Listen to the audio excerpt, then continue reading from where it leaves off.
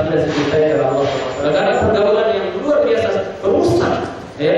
Anak-anak dibiarkan jadi fitnah buat laki-laki oleh orang tuanya yang dayuh, yang membiarkan keburukan terjadi pada istri dan anak-anaknya. Dayuh, wala yadkhulul jannata dayuh, tidak akan masuk surga laki-laki dayuh yang membiarkan keburukan, kemaksiatan terjadi di dalam keluarganya, entah istri atau anak perempuannya. Itu juga yang dicintai karena Allah Subhanahu wa taala. Baik. Itu yang kedua, kadang anak itu menjadi apa, fitnah. Yang ketiga, lebih parah lagi nih. Yang ketiga parah lagi nih. Lihat ayat yang sebelumnya, kalau tadi Taghabun 15, sekarang Taghabun 14. Parah ini. Sebagian anak ada yang tipenya seperti ini. Dan terserah kita mau desain anak kita jadi apa, tipe yang mana. Ya. Karena kepribadian anak, akhlak anak, agama anak itu kan sangat bergantung sama antum kan, sama kita.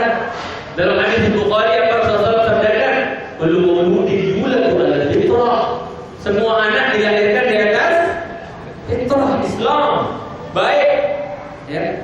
Maka setelah itu fa'abawahu, maka kedua orang tuanya lah yang mendesain dia yuhawidane, yang mendesain anak itu jadi orang Yahudi. Kalau enggak beragama Yahudi yang paling tidak, ya, pola hidupnya, kebiasaannya kayak orang Yahudi. Kalau enggak langsung murtad Yahudi gitu loh. Awal Nasrani, dia mendesain anak itu jadi apa? Jadi Nasrani ya anaknya, walaupun enggak murtad langsung Kristen Nasrani misalnya, maka pola hidup dan adat istiadat Nasrani ikut-ikutan. Orang Nasrani pakaian telanjang atau apa, anaknya juga didesain pakaian telanjang dan seterusnya. La ilaha illa anta subhanaka inni kuntu minadh dhalimin. Nah, awal majlisane atau mendesain anaknya jadi penyembah api, majusi. Dalam ayat Muslim, ya, 5 Muslim menambahkan au syirkiyane, atau orang tua juga yang mendesain anaknya jadi orang syirik. Ya. Dia contohkan ritual-ritual syirik di hadapan anaknya dan seterusnya. Jangan salah kalau anaknya nanti juga marah, pecinta dukun, pecinta orang tidak normal dan seterusnya. Ya toh? Orang tua. Ya. Kalau orang tuanya tiap hari di rumah dangdut musik, di mobil juga musik, ya jangan salah kalau anaknya nanti jadi musisi. Tidak ada cita-cita jadi ustaz. Semuanya ingin jadi musisi kabeh. Gitu loh. Tergantung bagaimana kita mendesain. Ustaz, langsung kayak ngomel ngasih tahu kita enggak, itu penekanan saja. Ya. Penekanan saja. Ya tergantung kita. Ya. Antum kalau setiap hari buka Quran di rumah, bapak buka Quran, ibu buka Quran, ya nanti nggak usah pakai suruh. Nah, anaknya masih pegang Quran, dia pakai, dia sendiri nanti ambil Quran, dibongkar-bongkar doang walaupun nggak bisa baca, karena dia lihat orang tuanya setiap hari pegang Quran. Ya.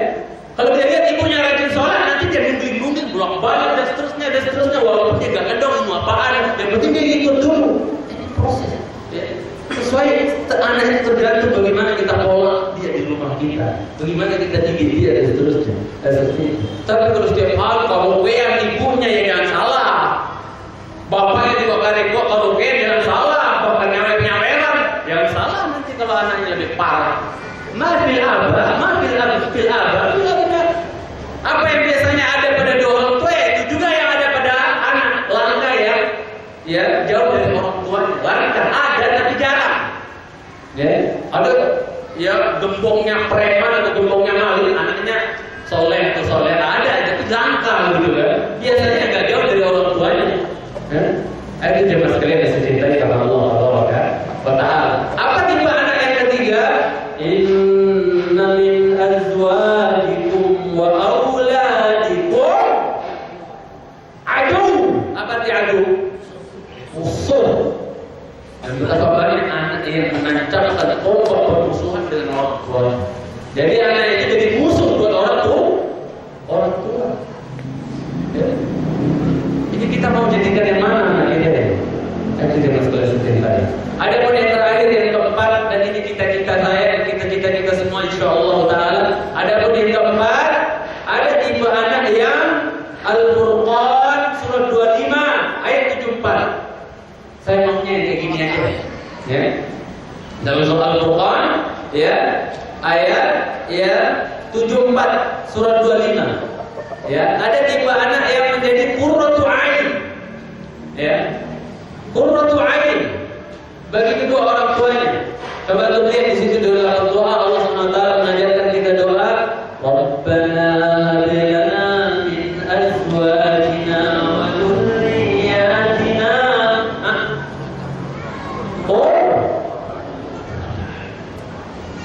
Apa tafsiran para ulama tentang qurratu ain ini? Qurratu ain penyejuk mata lantas karena dia ganteng, cantik ini. Bukan itu tafsiran. Qurratu ain itu adalah apa maksudnya? Adalah anak-anak yang menolong dan membantu bahu membahu dengan dua orang tuanya dalam hal taatullah, dalam hal ketaatan kepada Allah. Nah, ayat itu tadi salat jemaah kemarin itu Allah mengambil jubahnya, Allah mengambil pakaian. Itu qurratu ain. Gimana?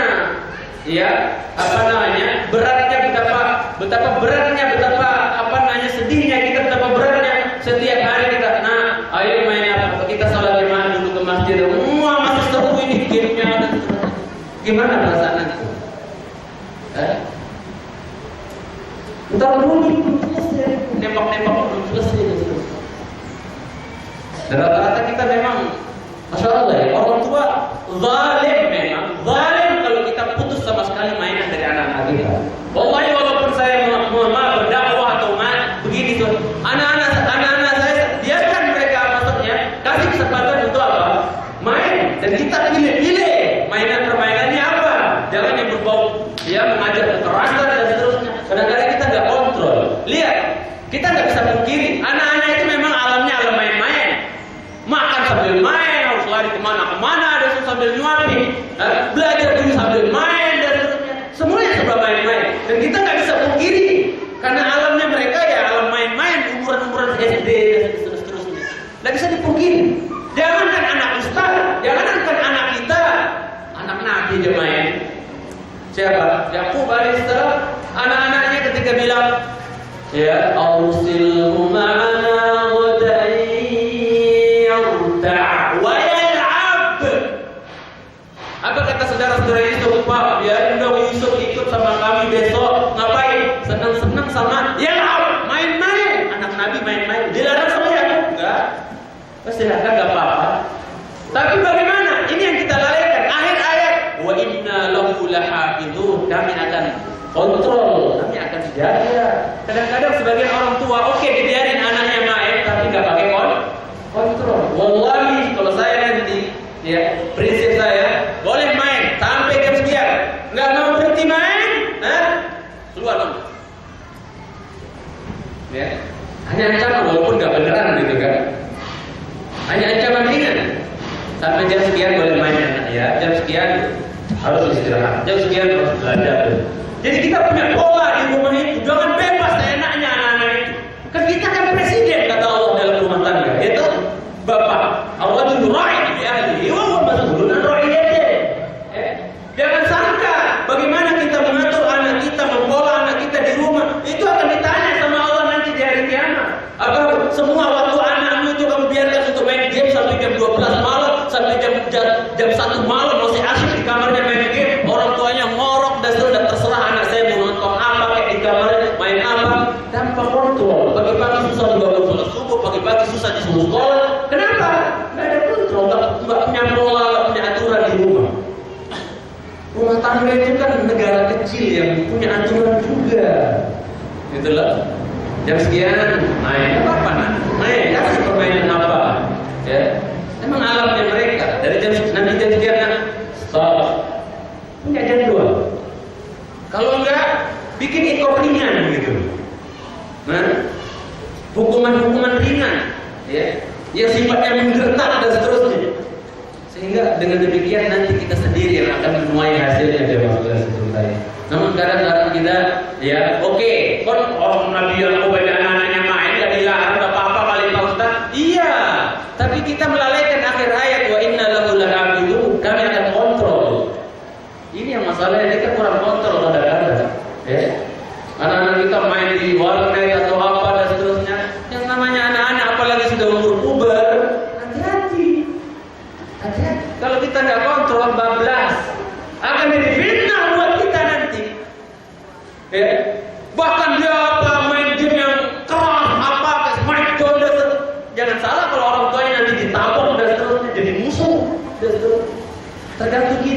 sudah cintai. Maka mari kita berusaha berjuang bagaimana anak kita ini bisa jadi qurratu ain, sebagaimana yang antum selalu basah lisan antum berdoa dan minta kepada Allah, Rabbana hab lana.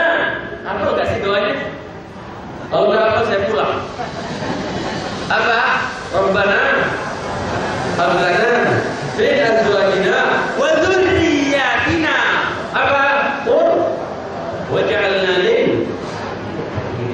Alhamdulillah saya jadi pulang. Apa? Saya. Dan boleh untuk pakai juga doanya Ibrahim alaihissalam, Rabbi hab li minas shalihin. Ya Allah, karuniakan aku anak yang saleh. Ibrahim, Ismail saleh ya, Ishak saleh ya, tapi tetap dia berdoa kepada Allah, jadikan anak-anakku anak yang saleh. Masya Allah. Itu Nabi loh berdoa sama Allah Jalla, padahal anaknya baik-baik semua, Ishak, Ismail baik banget, bahkan mau disembelih juga. If'al ma tu'mar, wes bapak kerjakan apa yang diperintahkan, sembelih. Baik itu, tapi tetap dia berdoa, Rabbi hab li minas shalihin. Kalau dia kan anak-anak itu jadi anak-anak yang saleh. Subhanallah.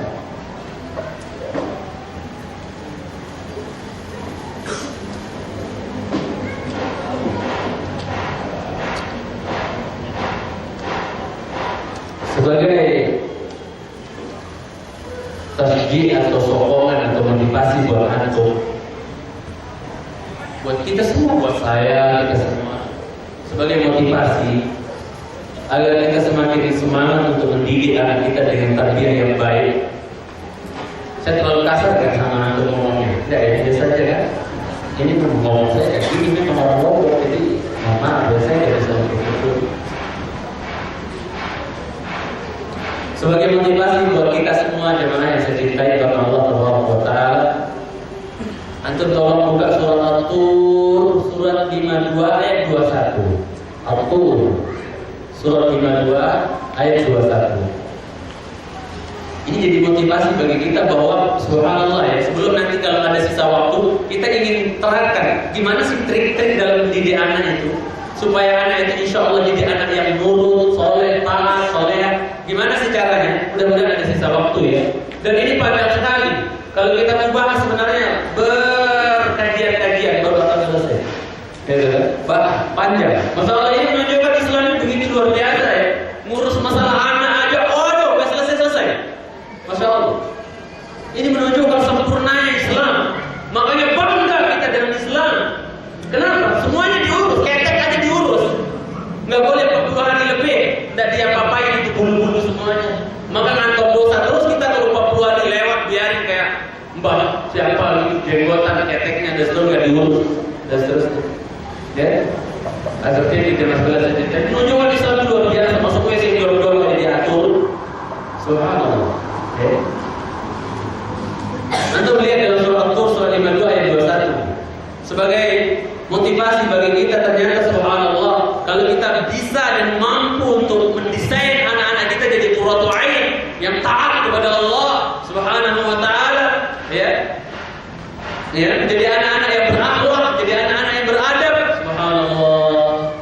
Kita desain anak kita akidahnya kayak akidah kita, keimanannya seperti keimanan kita, orang tua yang baik, yang selamat, ya. Maka insya Allah kabar gembira dari Allah Jalla wa'ala buat saya dan antum semua. Apa kabar gembiranya? Allah berfirman, "Walladzina amanu wattaba'athum dzurriyyatuhum biiman." Apa buahnya? Apa hasilnya? Kalau seandainya kita beriman, orang tua beriman, berakidah baik, ibadahnya baik, akhlaknya baik. Kemudian wattaba'athum dzurriyyatuhum. Apa artinya? Baca. Dan siapa yang ikutin? Anak cucu keturunannya ikutin dia baik. Beriman seperti imannya dia, berakidah seperti akidah dia, akidah salaf, akidah sahabat. Ya, ibadahnya ibadah ya yang dicontohkan. Akhlaknya akhlak Rasulullah SAW, akhlak Quran, akhlak Sunnah. Masya Allah. Maka apa buahnya jangan sudah cintai? Allah berfirman, "Alhaqna bihim dzurriyyatahum Kami akan apa buahnya? Kami apain mereka nanti? Orang tua yang soleh, yang beriman, dan anak yang beriman juga, yang akidahnya sama. Kami apain mereka nanti di akhirat? Baca dulu. Apa artinya Pak? Alhamdulillah. Apa artinya? Kami akan hubungkan alias pertemukan. Mau gak sih antum ketemu sama anak antum lagi nanti di akhirat? Di surga? Mau gak sih? Ada Ustaz. Begitu, nasi. Begitu lah. Oke, sebelum masuk surga semua nasi. Anakku, istriku, suami enggak ada mati. Allah berfirman, "Yauma yafirrul mar'u min akhihi wa ummihi wa abihi wa sahibatihi wa banihi." Kenapa? Likulli imri'in minhum yawma idzin sya'nun yughni. Di hari apa kata Allah? Ya firullahu min akhi. Enggak ada orang abang, enggak ada. Ketemu lagi bantu saya dong atau apa, enggak ada.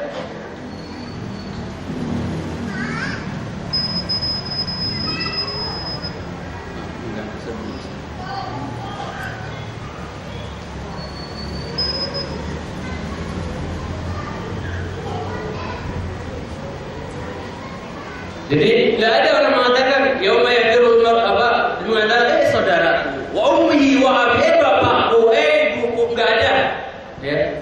Wa sahibatihi wa bani, dari istri dan anak-anak, anak-anakku, istri, enggak ada. Semuanya enggak ada saling kenal. Nanti setelah masuk surga kalau sama-sama soleh, baru aku ketemu lagi. Alhamdulillah. Dulu kita berkumpul di dunia di atas taat, di atas sunnah, di atas iman, di atas Islam. Alhamdulillah sekarang kita ngumpul lagi dan itu senang banget. Istri saya kok kamu cantik ya sekarang ya. Dulu padahal pas-pasan, sekarang kok kamu cantik. Karena apa? Semuanya jadi cantik. Gimana? Terpaan angin surga, semuanya berubah jadi cantik, jadi ganteng. Dan seterusnya. Jadi yang suaminya kurang ganteng, istrinya kurang cantik, atau sabar saja. Nanti di surga tenang aja. Karena angin surga langsung celong gitu loh, masya Allah.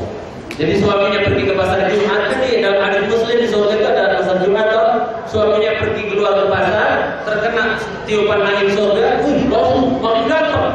Istrinya ketika suaminya ini pulang, ya istrinya bilang, "Bang, tadi kamu keluar ganteng, kok sekarang lebih ganteng lagi? Kamu juga sama katanya. Tadi kamu cantik, kok saya pulang makin cantik." Begitu setiap hari. Ya, begitu setiap hari. Makanya ibu-ibu nggak usah khawatir. Walaupun nanti bapak-bapak kalau mati syahid dapat bidadari 72, ya. Terus kalau enggak mati syahid dalam hadis Muslim dapat bidadari 2 saja.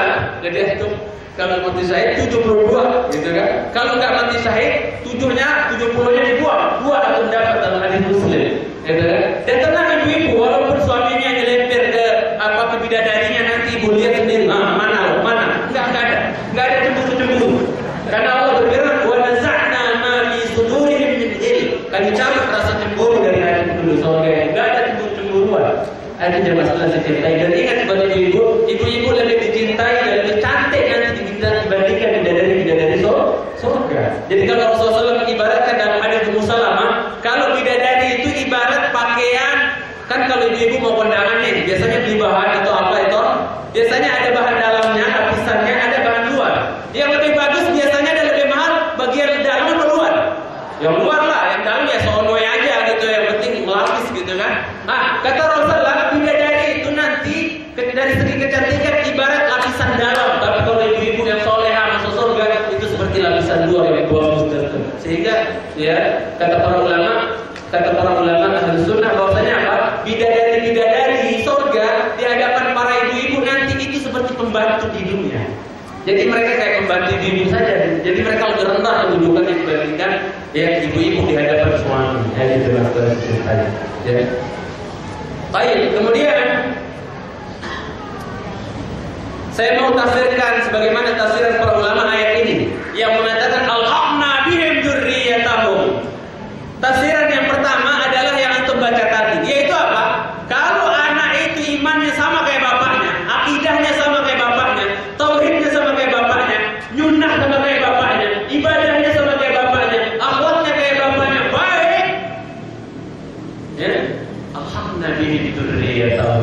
kami akan pertemukan mereka nanti, kumpulkan mereka nanti di mana? Di surga. Senang sekali kan bisa ngumpul sama anak-anak.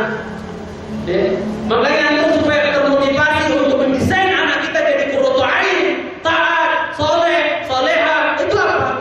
Selalu baca ayat ini, ya Allah mau ngumpul sama anak-anakku lagi nanti di akhirat di surga. Dan dagang harus ada usaha, berjihad, berjuang. Gimana caranya supaya anak kita itu akidahnya, ya, itu apa? Seperti kita, orang tuanya. Kita punya, ya, kalau kita dapat hidayah sunnah, hidayah tauhid, desain anak kita supaya juga dapat hidayah sunnah dan hidayah tauhid. Gimana caranya? Ya, di rumah kita berusaha dengan semampuan kita. Kalau nggak bisa didik secara lebih mendalam lagi, maka apa? Paling tidak kita titipkan di sekolah-sekolah yang memang beres. Ini sekarang kesalahan kita apa? Udah tahu zaman sudah begini, maksudnya pergaulan berusaha dan seterusnya, dibiarin anaknya sekolah di SMP, SMA, kagak jelas ya pelajarannya juga, ya la ilaha illallah subhanahu wa ta'ala. Ya, sekolah lama-lama hanya untuk apa? Untuk UN saja. Ada ilmu agamanya nol dan seterusnya. Mau kayak kita gitu, bangga-bangga Anda, oh sekolah anakku, anak saya sekolah di sekolah umum yang maju dan seterusnya. Iya, umumnya dapat agamanya nol, susah diatur, akhlaknya kayak sapi dan seterusnya. Ya, masuk rumah orang nggak salah, nggak apa, buka orang terserah, nggak punya aturan. Kenapa? Ya, mau nggak ada istilah kayak apa, nggak kenal istilah apalah, istilah nggak apa-apa, boceh. Itu yang terjadi di masa lalu. Salah siapa? Salah pilih pendidikan dan seterusnya. Maka kalau memang kita merasa kurang dalam pendidikan agama, kenapa kita nggak serahkan kepada yang sekolah yang bagus, yang pesantren yang bagus, yang di situ diajarkan akhlak yang baik, diajarkan Quran, diajarkan Al-Quran, diajarkan Sunnah, diajarkan agama, hukum-hukum dan seterusnya. Kan nanti yang senang siapa? Kita sendiri toh. Kalau kita nggak desain anak kita jadi anak yang soleh-soleh, mana mau dia, mana sempat dia mikirin doa buat orang tuanya sudah lama terpendam dalam kuburan. Wallahi sebagian orang tua udah lama mendam dalam kubur, berpuluh-puluh tahun mendam dalam kubur, belum ada sepotong doa datang dari anaknya. Kenapa? Salah dia itu. Kenapa dia nggak berusaha untuk didik anaknya dengan pendidikan yang baik, pendidikan sekolah yang baik buat anak-anaknya, yang dididik agama dan seterusnya, sehingga dia tahu bagaimana cara seorang anak berbakti kepada orang tua dan seterusnya. Ya. Nanti dia menyesal kalau seandainya apa? Di hari orang sebagian yang nggak paham agama itu sampai 7 malam, wow, zikir orang yang apa? Sibuk zikir, anaknya sibuk nyumpel mulut orang, mulut kiai. Jadi anaknya sibuk ngurus makanan, nggak ada dia berdoa untuk anak orang tuanya dan seterusnya. Malah kiai-kiai yang sibuk lah, walaupun nggak nyampe dan seterusnya. Ya. Anaknya anak sibuk nyumpel mulut orang, nggak ada doa keluar dari lisannya. Mana tipe-tipe anak Amir bin Abdullah bin Zubair, cicitnya Abu Bakar radhiyallahu taala. Di mana apa? 1 tahun kata Amir bin Abdullah. Setelah bapak saya Abdullah bin Zubair meninggal, 1 tahun mau di waktu mustajab apapun, mau di depan Ka'bah dimanapun, itu saya nggak pernah punya doa yang lain. Doa saya cuma satu, Allahumma ighfir li abi Abdullah bin Zubair. Ya Allah, ampunkan bapakku, dosa bapakku Abdullah bin Zubair. 1 tahun pun nggak punya doa lain. Kok bisa seperti itu? Ya orang tuanya yang didik, yang desain. 1 tahun pun nggak punya doa yang lain, nggak ada. Ya Allah, aku punya minta mobil, aku punya minta ibadah. Cuma 1 doanya. Setiap dia dalam keadaan sujud, dia dalam keadaan antara adan imamah, di waktu mustajab, kapanpun di depan Ka'bah, di Mustalzah, di mana dan itu selalu yang berdoa adalah Allahumma ighfir li abi Abdullah bin Zubair. Allahumma ighfir li abi Abdullah bin Zubair. Allahumma ighfir li. Ya Allah, ampunkan bapak Abdullah bin Zubair. Enggak ada doa lain. Masya Allah, anak kayak gini kita punya, udah cukup lah, enggak perlu yang lain. Tenang kita di kuburan, luas kubur kita, doanya kita ngalir terus. Jimplakan kita masih ada hidup di dunia, sama saja kita belum mati. Nanti saya kasih contoh. Karena fotokopi kita ada di dunia, walaupun kita udah bersatu dengan tanah dan itu, tapi kita punya fotokopi. Jimplakan kita ada yang masih hidup, anak-anak kita yang selalu beramal soleh, berdoa untuk kita, dan masya Allah, jangan banget ya. Atau kita hanya berpikir bagaimana anak saya bisa membahagiakan saya di dunia, ngasih saya setiap hari. Nanti kalau saya sudah tua, setiap bulan anak saya dikirim saya sekian juta. Itu saja benar, kita miskin sekali pikiran kita sempit. hitam itu. Jangan sekalian dicintai oleh Allah Taala. Ya, gimana kita bisa mengharapkan sosok-sosok seperti siapa? Ada seorang salaf bernama Muhammad bin Sirin. Dia punya abang namanya Umar. Perhatikan. Kita pengen anak-anak seperti ini. Di mana kebanyakan anak laki-laki sekarang itu kurang terhadap orang tuanya, ya toh? Biasanya yang agak care itu adalah anak perempuan. Walaupun ini bukan secara ini saya bicara ya karena fenomena sebagian yang terjadi, sebagian fenomena yang terjadi. Biasanya yang lebih care terhadap orang tua itu anak perempuan. Ya. Terus ya anak laki agak kurang. Kenapa bisa terjadi seperti ini? Kenapa kita nggak bisa memiliki anak model siapa? Muhammad bin Sirin. Ketika ibunya sakit malam-malam, yang namanya orang tua kan penyakitnya banyak, ya, komplikasi dan seterusnya, entah asam urat kayak apa. Jangan disangka penyakit-penyakit baru seperti sekarang, asam urat, kolesterol itu di zaman dari dulu sudah ada. Itu yang dikatakan handphone nasab. Ya, sudah ada dari dulu, cuman penamaannya saja yang beda kalau di zaman sekarang, tapi hakikatnya juga sama. Jadi penyakit-penyakit yang ada juga zaman dulu. Ya. Jadi apa? Ketika ibunya malam-malam nggak bisa tidur, masya Allah sakit kakinya ibunya.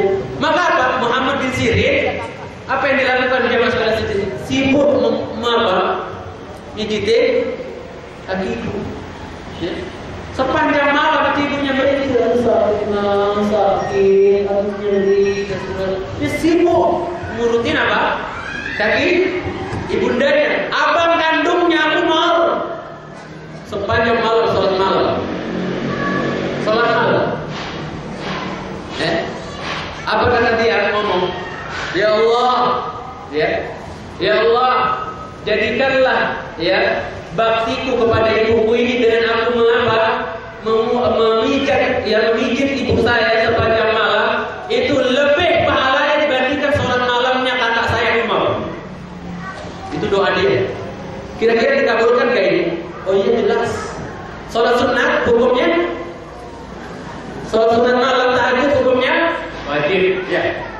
Wajib ya. Sunnah. Sholat malam tahajud sunnah. Bakti kepada ibu. Mana yang lebih besar pahalanya? Mijit kaki ibu atau sholat sepanjang malam? Terpikir sosok-sosok ada yang kayak gini. Antum ngeluh sedikit, nah bapak nggak bisa ke WC, tuntun dong. Iya. Ibu nggak bisa jalan sendiri, tolong. Iya.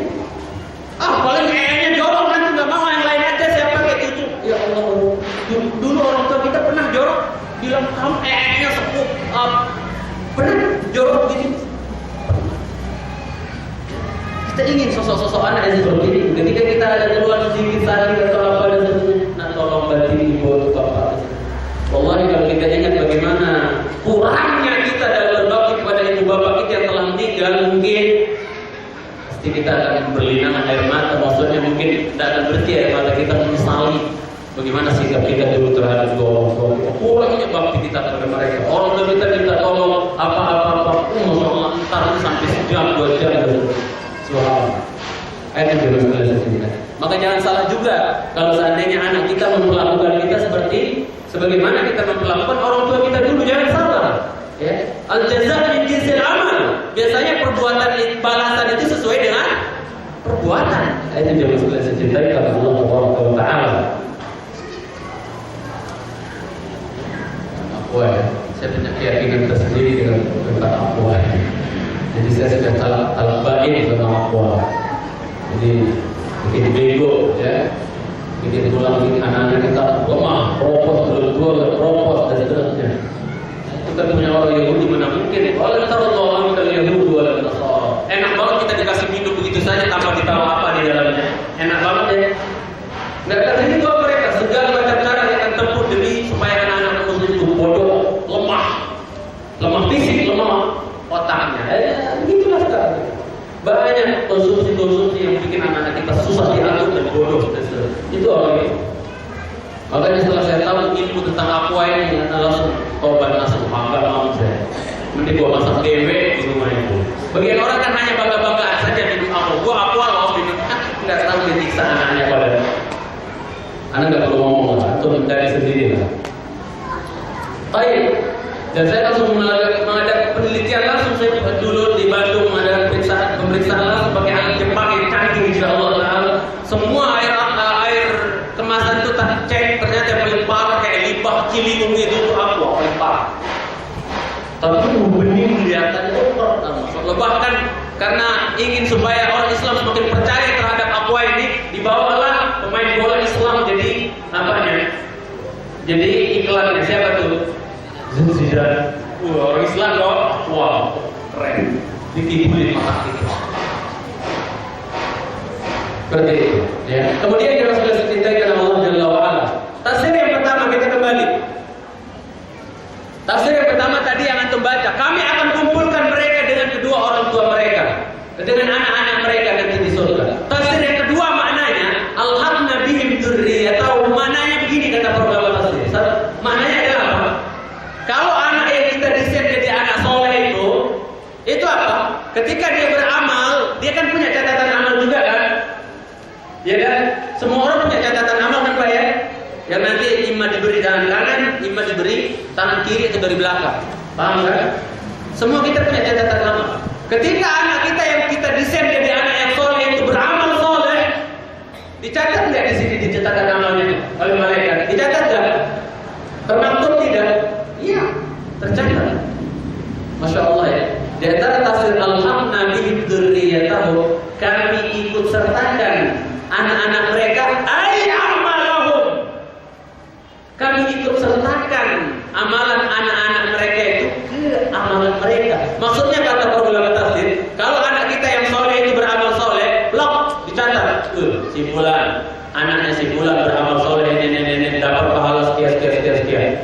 Begitu anak kita melakukan amal soleh, Pak, tanpa antum juga melakukan amal soleh yang sama anak antum, tanpa antum mengerjakan amal soleh yang sama kayak anak antum itu apa? Langsung catatan pahala anak antum ini, langsung juga kejiplak ke catatan amal antum sebagai orang tua. Paham nggak maksudnya? Kita punya catatan amal, anak kita punya catatan amal. Anak kita melakukan amal soleh, blok dicatat. Lembaran sekian, catatan amal anak ini, tanpa antum melakukan amal yang sama, langsung juga blok pindah ke kopi ke catatan amal antum. Enak nggak Pak? Enak nggak punya anak soleh? Oh nggak enak, antum nggak bunyi soalnya. Enak nggak? Ya nggak enak kalau antum nggak bunyi tadi. Lanjut. Jadi kalau antum punya anak melakukan amal baik, kemudian amal soleh, kemudian dicatat di catatan amalnya, maka tanpa antum mengamalkan amalan yang dikerjakan anak antum itu langsung catatannya pindah juga ke buku antum, nambah terus. Setiap hari anak antum melakukan amal soleh terus bertambah tanpa antum mengamalkan. Enak nggak Pak? Jadi itu antum akan baca nanti. Dari mana ini? Oh ini bacaan Quran anakku. Ini dari mana? Oh ini karena anakku ngaji. Oh dari mana ini? Oh ini karena anakku begini. Lengkap semuanya. Padahal antum nggak pernah mengamalkannya. Nggak enak apa punya anak yang soleh. Mari kita desain anak kita baik. Ya, jadi orang tua. Bahkan bukan hanya itu kata para ulama tafsir. Anak antum kawin, punya anak lagi, apa antum berarti? Kau punya cucu nggak? Kau punya cucu nggak? Mau ya, soal anaknya bukan berhubungan. Baik. Jadi kalau antum punya anak nikah, kemudian apa? Anak antum juga desain anak-anaknya alias cucu antum jadi anak yang soleh. Cucu-cucu antum yang beramal soleh nanti kalau udah balik itu apa? Kalau dia beramal soleh, dia punya catatan amal toh? Ditulis catatan amal yang kebaikan oleh para malaikat, maka apa jelas kelihatan cintanya? Catatan amal soleh cucu antum itu balik ke bapaknya, ke anak antum juga langsung balik ke antum juga, tercatat juga. Terus sampai cacit apa kayak namanya itu semuanya kembali catatan baik amal-amalnya itu mana? Ke buku kita atau buku catatan amal. Ini maknanya kata para ulama tafsir, al-khalqna bihim dzurriyyatahum, ya. Wa ma alamna min amalihi min syai'. Seperti itu. Baik, sampai di sini ada ini ya, paham ya masalah. Baik. Kita lanjutkan.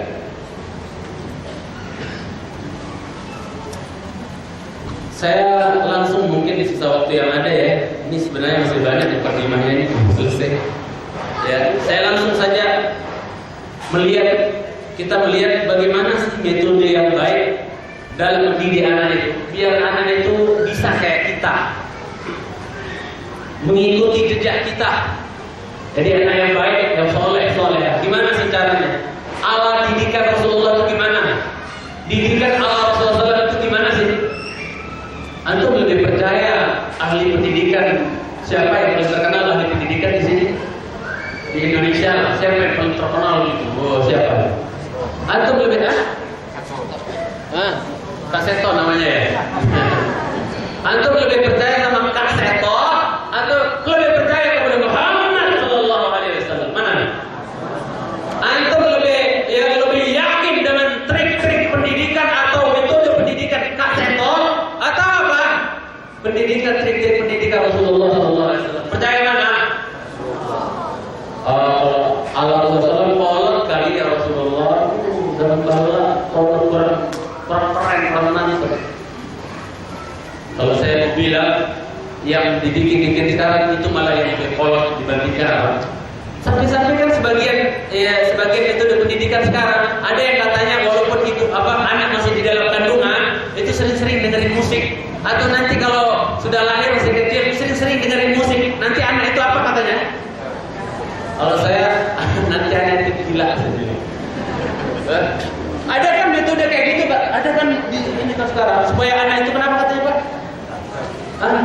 Pintar ya, cerdas. Dari sejak kecil dulu dengarkan musik itu. Siapa kayak itu? Selain kayak siapa namanya itu? Dan seterusnya. La ilaha illa anta subhanak. Ada saja ya manusia ini ya. Subhanallah, bukannya jejelin pakai rotan telinga anak pakai musik itu kan masya Allah ya. Luar biasa itu orang tua. Maka coba mari kita menoleh bagaimana sih sebenarnya metode Nabawi dalam didik anak. Saya langsung bawakan saja. Ada beberapa fondasi yang perlu kita ketahui di dalam mendidik anak. Fondasi yang pertama, asas yang pertama yang harus kita cintai. Tadi mukadimahnya bisa banyak yang perlu saya sampaikan, cuma saya potong ya waktunya nanti kita tunggu sebentar lagi. Yang pertama adalah ini masalah banyak untuk melalaikan metode pendidikan seperti ini, yaitu apa? Metode pendidikan dengan qudwah hasanah. Catat itu. Maka ini nomor satuin karena ini paling penting ya masalah ini tadi. Yaitu qudwah yang hasanah. Nah, berangkat ngaji sana, bapaknya nggak pernah ngaji.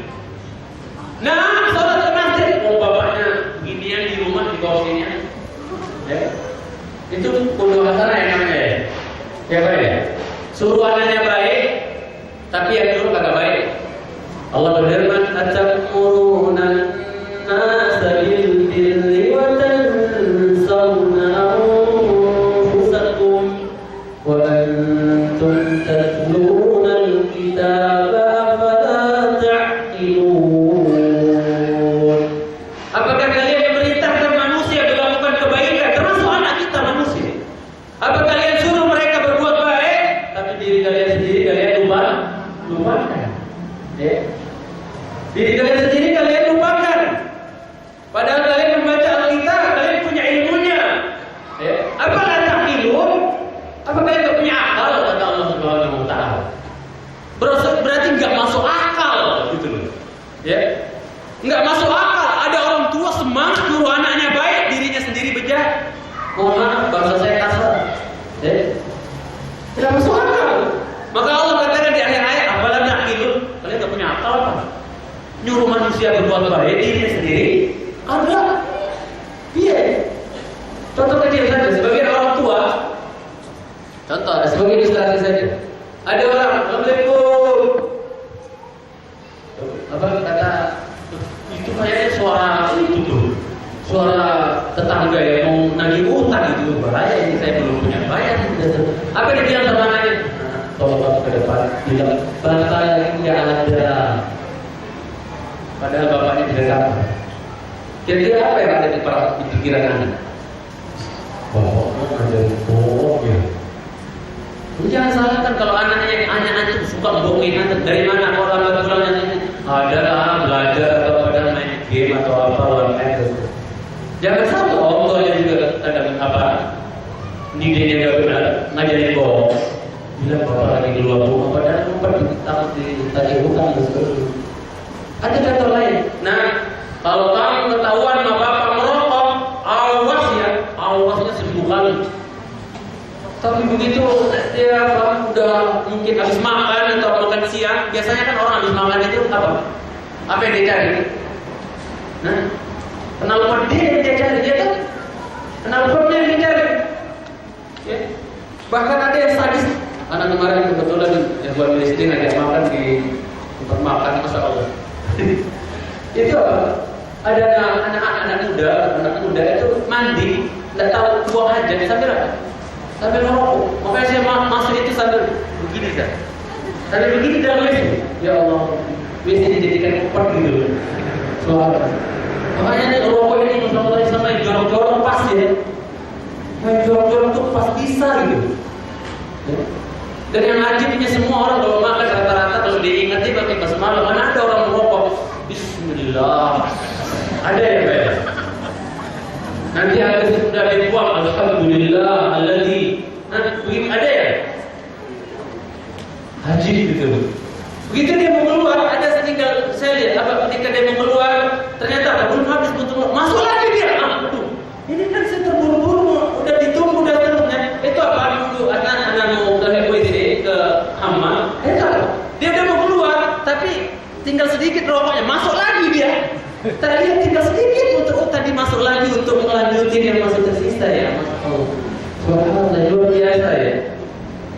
Yang namanya rokok ini membius sekali gitu. Makanya saya nasihati para perokok ya, hasibu anfusakum ya ahlal lisan. Hasibu anfusakum qabla an tuhasabu. Wa ya ahlal lisan diri kalian sebelum kalian dihisab oleh Allah Subhanahu wa taala. Bertakwa kepada Allah Subhanahu wa taala. Ya. Jadi rokok pembicaraan. Sampai mana tadi ya? Yang pertama, udwa. Jadi ada sebagian orang tua melarang anaknya ngerokok, tapi belum lama habis makan, nah beliin LE, beliin Marlboro dan terus. Bahwa ini anaknya bingung, bapak larang kita ngerokok di dia memperut gitu, dan seterusnya piye atau dan seterusnya. Ini kan nggak benar. Jadi metode, tarbiyah nabawiyah yang pertama yang diterangkan oleh para ulama adalah apa? Berdasarkan dalil-dalil adalah qudwah yang hasan. Yaitu apa? Suri tauladan, maksudnya contohi kepada anak-anak. Ya, dengan contoh yang baik, ya, dengan contoh yang baik.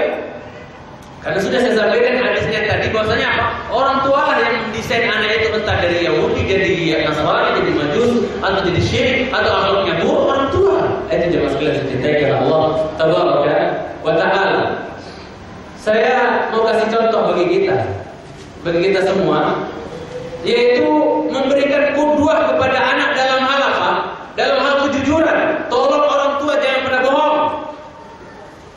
Apalagi kepada anak itu punya sifat menuntut, ya enggak Pak? Ya, antum kalau janji sama anak antum hati-hati.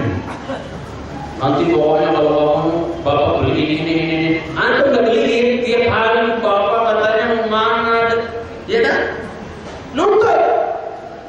Karena kita telah berani mengajarkan ketidakjujuran dalam janji kita. Kalau memang antum janjiin, wujudkan apa janji antum. Kalau enggak dia akan ingat terus, bapak bohong. Anak kalau sudah punya apa, udah terpola dalam pikirannya bapaknya suka bohong, kalau janji nggak pernah nempatin, awas. Jangan salah kalau anak kita nanti apa, juga suka bohongin kita. Ya, kita ini apa yang kita tanam, apa yang akan kita tulis, itu yang kita tanam, apa yang kita tanam. Itu dia masalah yang cintai Allah Tabaraka wa Ta'ala. Ya. Saya bawakan satu contoh. Dalam hal kejujuran, bapak-bapak, ibu-ibu harus contohkan kejujuran kepada anak-anaknya. Harus jadi qudwah yang hasanah dalam hal kejujuran. Jangan jadi qudwah yang sayyi'ah dalam hal kedustaan dan bohong. Suka jadi tapi nggak nempatin. Ya, anak itu nanti kecewa. Ya, sehingga nggak mau taat kepada orang tuanya.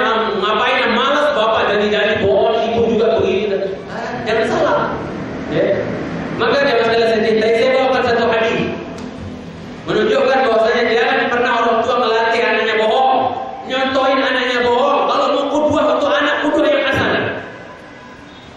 Dalam hadis yang dikeluarkan Abu Dawud dari Abdullah bin Amir, yaitu cicitnya Abu Bakar. Amir itu cicitnya Abu Bakar. Ya, radhiyallahu taala anhu.